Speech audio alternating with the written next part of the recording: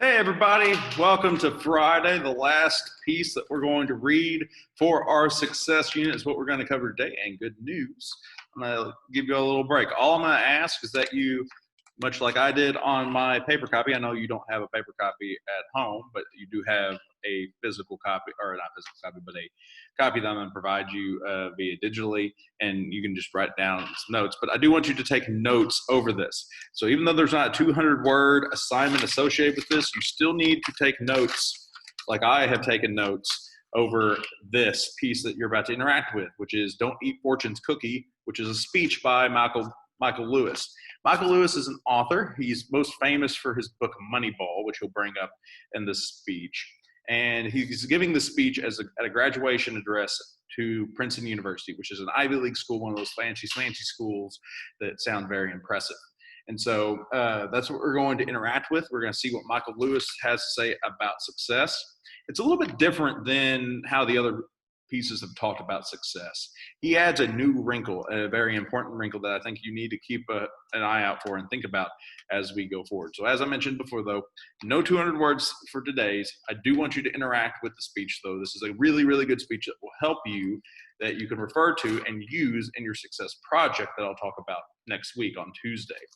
So speech is "Don't Eat Fortune's Cookie." And here, I'm going to kind of give you some things to think about and look at as we go through. Just share some of the notes that I took, because once again, it's important to take notes. Anytime you read anything and you're trying to learn about it and think about it, you need to take notes. That's the key. That's kind of the point of the whole thing. You have to show your understanding. We read to build meaning. We read to build understanding. And so track your understanding. That's all I can ask. By the way, these are what we call marginal comments. There's actually marginal, like when you take notes or you provide feedback to somebody about a piece of writing, you have these things called marginal comments. And then you also have these, which happen at the end, which are terminal comments. Marginal comments are as you're doing it. Terminal comments are things that you do at the very end of it. Just some interesting note-taking jargon for you if you were interested in that type of thing. So this was given to Princeton University in 2012. He starts off with a joke to kind of break the ice, and then similar to anything else that we're interacting with, you are novice writers or amateur writers. Look to more experienced writers and see how they attempt things and emulate their styles in your writing, especially your introductions and your conclusions, because those are two things that I really need y'all to get better at. You just like, and that's not just your group, but every group. You struggle with introductions and conclusions. You just need to start looking at the world through the lens of introductions and conclusions. You'll start seeing them pop up a lot more often, and you can use their techniques a little bit more if you start thinking about them and then apply them to your own writing to make them look better and sound greater. So your ideas and thoughts are the best thing possible that you can put forward. So his introduction is actually two paragraphs, the first two paragraphs here. This paragraph where he says, "Thank you, President Tiggins and Tillman and whatnot," that's not really part of the introduction. It's more just kind of the like pleasantries part of the thing. The introduction starts with 30 years ago. And the hook or the lead that he's going to use is a little bit different than a normal one because he has a very specific audience that he's talking to. He's talking to people who are at this graduation. He's not actually talking to a general audience. Eventually, his message broadens out to a general audience type of thing. But right now, here at the beginning of this, he's appealing to the people in that audience. So how he starts, he establishes how he is similar to the rest of the audience, how he himself was in their shoes at one point. But then he points out that he was different. Like most time people feel one way about graduation, but he was different. He felt a different way about graduation. And he builds all this up to get to his thesis statement. Now, thesis statements don't always have to exist in pieces of writing. Sometimes they can be implied. But at the stage of writing you're at, you probably need to have a more explicit thesis. And that usually shows up at the very end of your introduction, the very end of your beginning. And so his thesis statement is, and of course, once again, it's the last line of the introduction: "I want you to understand just how mysterious careers can be before you go out and have one yourself." Mysterious is an interesting adjective he adds to career. So he's going to talk about his career and how it has been kind of strange and odd. And he wants the people to reflect, to keep an open mind to how careers can be mysterious. He then goes into the speech proper. He kind of talks about how he did not really want to be a writer, even though he's a professional writer. He did not want to be a writer until near the end of college when he caught this fire. He got this inspiration to really want to be a writer, and then he failed. But he shows a growth mindset, and he keeps trying. And then he talks about how he got his first job. And it's interesting because he got his first job. He was very lucky with how he got that. So he talks about how he got the first job. Spoiler alert, they only hired him because he has a fancy Princeton degree. He has an art history degree. Actually, that's his major, art history. But they hired him because it says Princeton. And people don't care about what it says underneath. They just see Princeton. They think he's smart. And so that's why they hired him. They just wanted the degree, even though he didn't know anything about money. And then he decides to write a book. And he's presented with this option with the book. If he stayed with Solomon Brothers, this place had hired him, that he got lucky to get hired at in the first place, he could have made millions of dollars. But instead, he decides to take $40,000 to write a book. Why did he do that? That's what I asked the rest of the class. So when you get to that point, pause and think. Why did he trade in millions of dollars for $40,000? It's pretty easy to figure out. Then he moves on and he talks about that first book.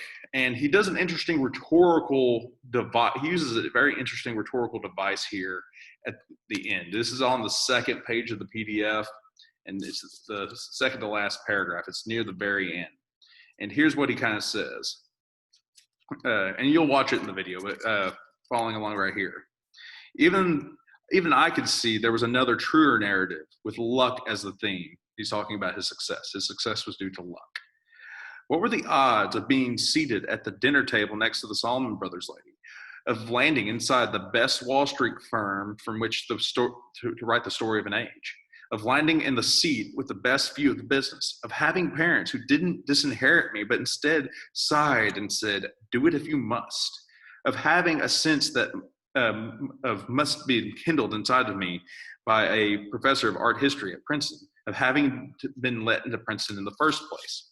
He's using repetition, but not in the way that we normally expect repetition. Most of the time we use repetition through like an alliterative thing where it's the same sound over and over, or the same letter, or we repeat the same phrase over and over and over again. But he uses repetition of questions.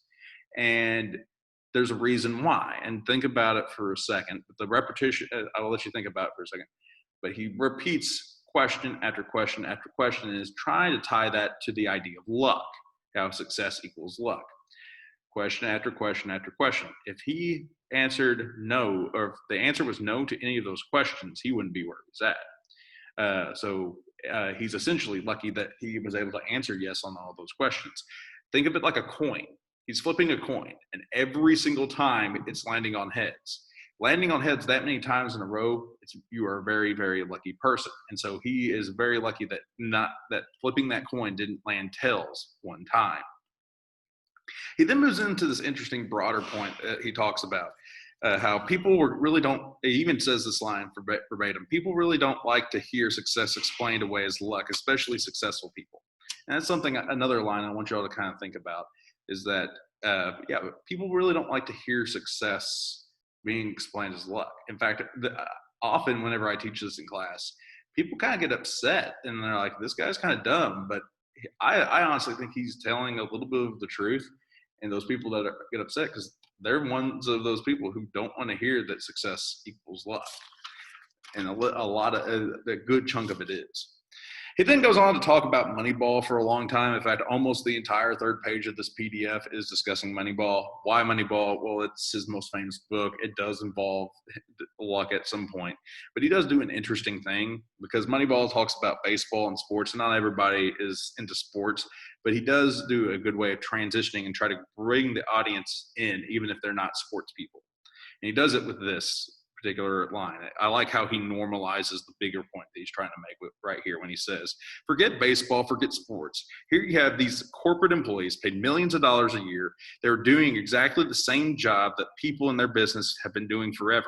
In front of millions of people who evaluate every move.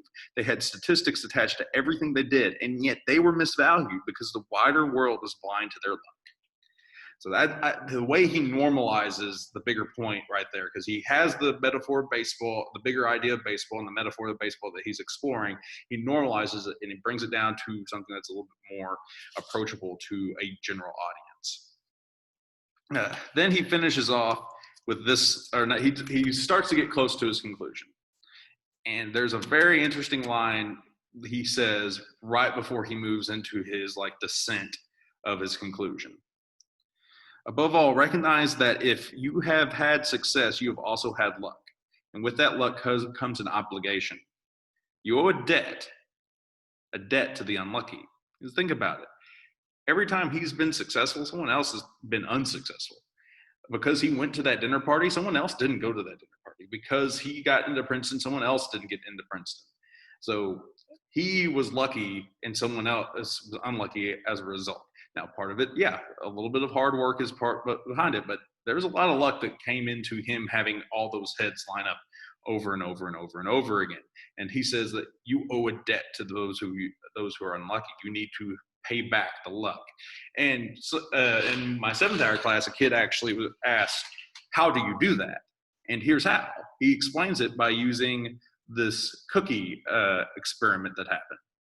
And he will explain the experiment, but here I have Shakespeare Duck, Jon Snow, and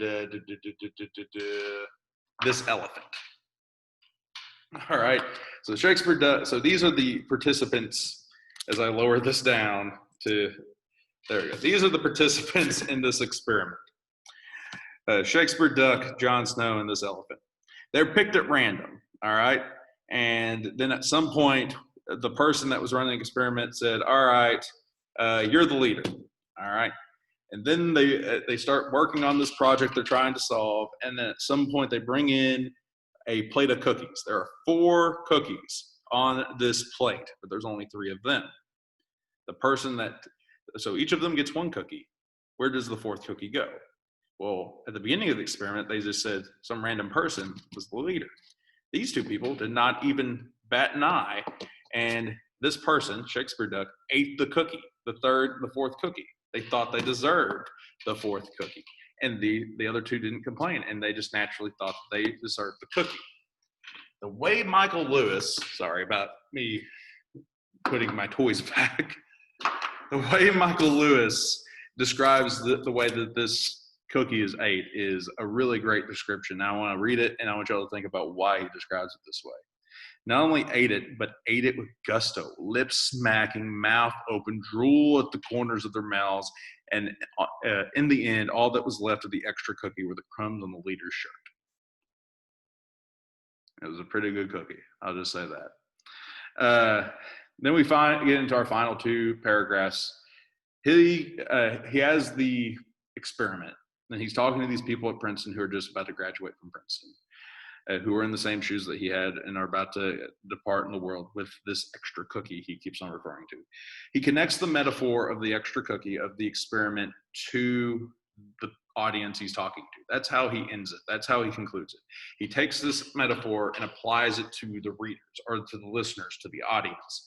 And that's a good rhetorical technique, a good final comment that you can emulate in your own writing is you have a metaphor and you take that metaphor and you apply it to the reader and have the reader think about it involving in their own lives. All right, there's no 200 words over this. I just want you to watch it and maybe read it and interact with it and take notes over it because you can use it for your success project. It is a really good speech. It is Don't Eat Fortune's Cookie by Michael Lewis. That's all you have to do today is just watch this speech and take notes over it. No homework going into the Labor Day. Next week on Tuesday, I'll explain to you what the success project is, and we'll go from there. But y'all have a good weekend. Don't do anything stupid, and I will see you all on Tuesday.